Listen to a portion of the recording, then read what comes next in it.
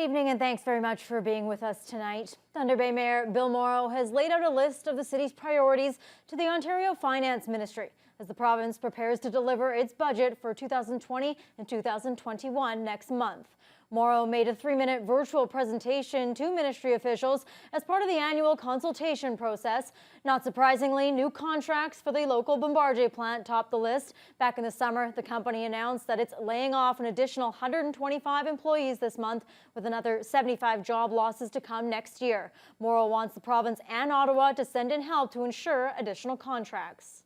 There's a demand for mass transit vehicles in Southern Ontario. We know that this plant has built them previously and is well positioned to do that again. We're hearing that this seems to be stuck somewhere with the federal and the provincial governments in terms of the funding. We're trying not to get into the middle of that, relationship, but only to suggest that both senior orders of government, that we understand the money's there, we know the demand is there, so please can you come together and find a way forward to enable the City of Toronto as the purchaser of the vehicles to move forward with the contracts through the Toronto Transit Commission. Morrow also raised the need for new funding to help offset the city's COVID-related costs in 2021, as well as infrastructure funding and additional staff for long-term care homes. The provincial budget was delayed due to the pandemic. It will be released on November 15th. The province's most recent projection was a $38.5 billion deficit. Meanwhile, Ontario is reporting another 721 new COVID cases today. That's down slightly from the 746 cases recorded yesterday, but it comes with confirmation that the percentage of COVID tests that are coming back positive is on the way up. Colin DeMello reports. As businesses suffer through a second wave lockdown, Premier Doug Ford channeled those frustrated feelings today. Do you know what's unfair? COVID's unfair. Look at all these people that have been hurt. This is just a crappy situation. Sorry for the language. Just a lousy situation. But that lousy situation could affect even more communities in the days ahead as COVID-19 continues to spread. Public health officials acknowledged today that a higher percentage of COVID-19 tests are coming back positive. In fact, 3% of those swabbed are confirmed carriers today. And that, officials say, is an issue. The Public Health Measures team is meeting again later this week, and they will be considering the data for all the health units in Ontario and whether any changes need to be made for any of them. And of course, positivity rates would be part of that consideration. One of the areas of concern, gyms. An outbreak at a Hamilton spin studio has led to at least 61 cases, possibly requiring additional measures. Even though they followed guidelines, there was obviously significant transmission, so I think we do need to review the guidelines, and that's in process. It's not just business owners who are feeling the pain. Now homeowners and renters will be feeling a financial pinch as well, as a small hike in hydro bills takes effect on November 1st. The Ontario Energy Board says after a 33% provincial discount, the average ratepayer should see an increase of $2.24 per month. But critics say the government should have opened up its pocketbook to save homeowners the additional burden. People are pressed very hard to pay for food, to pay for rent, to pay mortgages. They're having a tough time. If there's ever a time for government to act on the interests of the people of this province, it's now. The Premier promised hydro relief will be coming, but has yet to provide any details. Oliver Papoonge Council will meet this evening to discuss the municipality's proposed merger with Conmi. The joint Conmi-Oliver Papoonge Restructuring Committee is recommending the two communities merge on January 1st to form the municipality of Riverview. Among the cited benefits are cost savings of more than $300,000 annually, as well as operating benefits and increased political influence. And starting in 2024, taxes for residents are also projected to go down by more than 30% for those currently living in Conmi and 1% for those in Oliver Papoonge. Now, tonight's meeting starts at 6:30 at the Murillo Hall. There's room for about 30 residents to attend, but public feedback is not being sought at this meeting. Residents can provide comment and ask questions at a virtual meeting next Monday, and in-person meetings will be held in both communities next Tuesday. The two councils will vote on the merger on October 26. We'll have more on this meeting on tonight's late edition. Meanwhile, Oliver Papoonge is looking for someone to construct a large new building at Founders Museum on Highway 61. The building will display a huge collection of antique cars. 76-year-old Russ Wanzuk of Murillo has spent his life restoring vintage race cars and other vehicles, and for 20 years he's been asking the municipality to create a museum space to show off his collection. This month, Oliver Papoonge issued a request for proposal for a design build of a 50 by 110-foot building to be located at the far end of the Founders Museum property. The RFP closes on October 26th. The estimated price tag is somewhere around $500,000, and the plan is for it to be completed by the fall of 2021. Now, some of Wanzuk's cars are currently located at another museum on Roslyn Road, but that building is being closed, and all the antique items are being moved to the Founders Museum.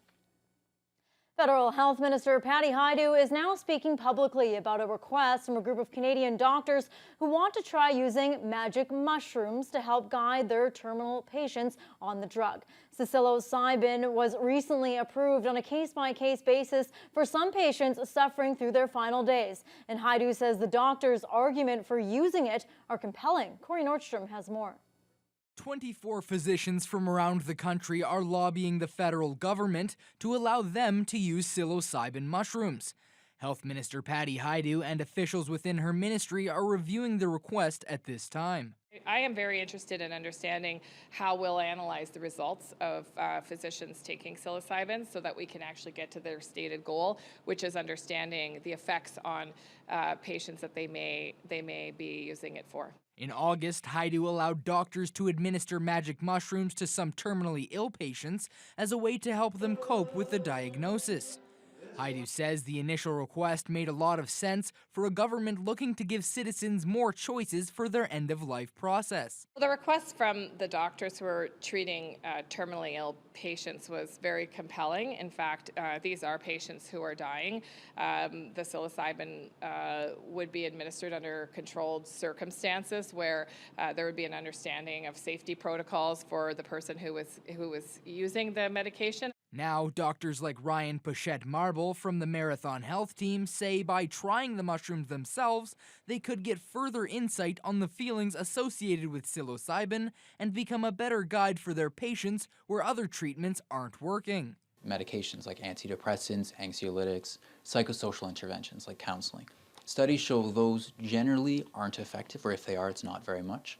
Hajdu could not say how long the process would take to allow or deny the request by the physicians. Corey Nordstrom, TBT News. At just 9 years old, Colton Stay is battling leukemia. And now the local equestrian community has come together to organize a COVID-friendly Halloween fundraising event to support him. Troy Charles caught up with the event organizers and also Colton's heroic older brother who helped his sibling get a bone marrow transplant. I would do anything for my brother so he could come back home and we can do anything in the yard, like jump on a trampoline. Connor Stay is a superhero. Earlier this year, the 10-year-old donated his bone marrow to his younger brother Colton, who's been battling AML leukemia for the last 5 months. He's undergone multiple treatments, and their grandmother talked about the boy's spirit throughout this ordeal. Colton has been absolutely awesome. I mean, you got a 9-year-old that has been in the hospital since May 1st, hasn't been able to get out, and his spirit and his energy have always been there. He is handling this path very well. Colton's mom is a member of the equestrian community, and after hearing the news, a group of local horse stables joined together to throw a fundraising event to help the family offset the financial burden they are facing. A Halloween candy hunt and Trail of Terror will be happening Halloween Day at Grace Equestrian Center on Calvert Road. So as a horse community, we decided to get together, and the three of us put this plan into action. I have the facility. Cheryl has a lot of fantastic ideas, and Amy is brilliant in organization. So as a team, we've gotten together, and we're trying to raise money to help the family because they've spent a lot of time in Toronto away from home, and it's been very expensive. They've never asked for a penny or any help, and we just want to show them the love and support that is around them. and to help them out in everything that they're doing. So this event is a COVID-safe, socially distant event where you can safely bring your children, or if you want to come and be scared, it's very safe, community-friendly, and provide everybody an opportunity to have fun while supporting this wonderful family. A GoFundMe page has already surpassed its $5,000 goal. The event takes place all Halloween Day with a trail candy hunt, pony rides, prizes, and more. Tickets are $30 per family, and all participants are required to pre-register. All the info can be found on the Facebook page for Hoffman's Hobby Farm. Troy Charles, TBT News. That's a beautiful story and seems like a fun event on Halloween. Now to a Thunder Bay woman who is bringing an international donation program to her hometown.